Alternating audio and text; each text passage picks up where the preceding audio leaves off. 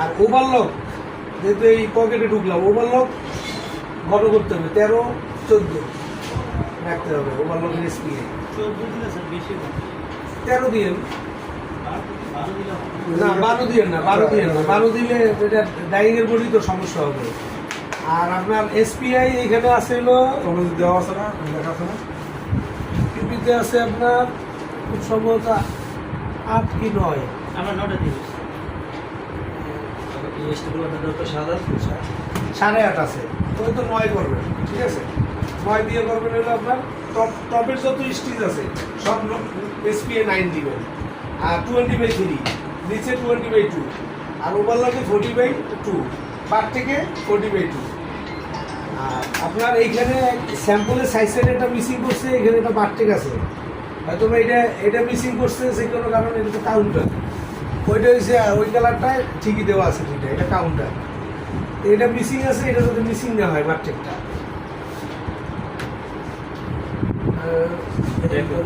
হ্যাঁ, এবার হলো ডেকোতে আসি। ডেকোরেটিভ স্টিচ এখানে হবে 7, এখানে হবে 8। আমি এই যে লিখে দিচ্ছি 7, 8। আপনার প্রিভিয়াস এরকম আপনারা সাইজ সেট করছেন 5 আর 8 করছেন, এক্সিএম ডিফারেন্স হবে। লোকেশন ঠিক আছে, কিন্তু আপনার যে রেজাল্ট ইসের যে স্টিচটা যেটা এখানে 5 করে বলাইছে। এটা স্যার ফিনিশ আপনাদের প্যাটার্নে যা ছিল আমরা তাই করছি।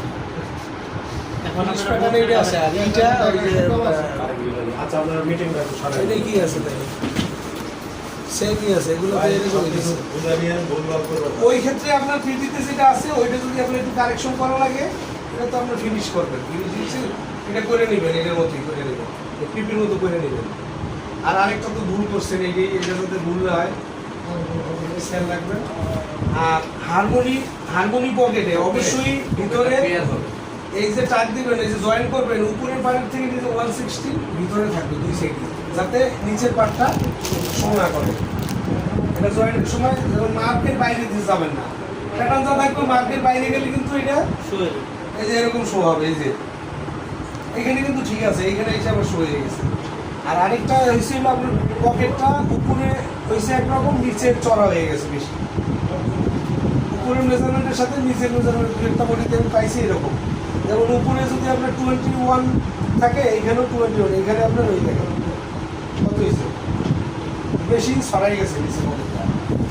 এটা মেক করার সময় করবেন। আর রুলিংয়ের আপনারা 2-3 মিলি কম করছেন এইখানে থেকে, এটা আবার ঠিক করছেন, ওইটা আবার করছে কম করছে। এই যে এটা আছে না, এটার মধ্যে দেখি 1 পিস দেন। এই দেখেন এইটা রুলিং আপনার, এটা তো মিসিংই করছেন, এই স্টিচ দেয়নি, এটা স্টিচ এটা একবারে মিসিং। আর রুলিং দেখছেন, এটা রুলিং মিলে, এটা রুলিংয়ের সাথে মিলে, এটা রুলিং 2-3 মিলিয়ে এদিক সেদিক হয়েছে, এটা ফলো করবেন। আর অবশ্যই সেনাপের পজিশনগুলো পিপি ফলো করবেন। আর পুরুষদের টাকটা রুলিং পর্যন্ত হবে।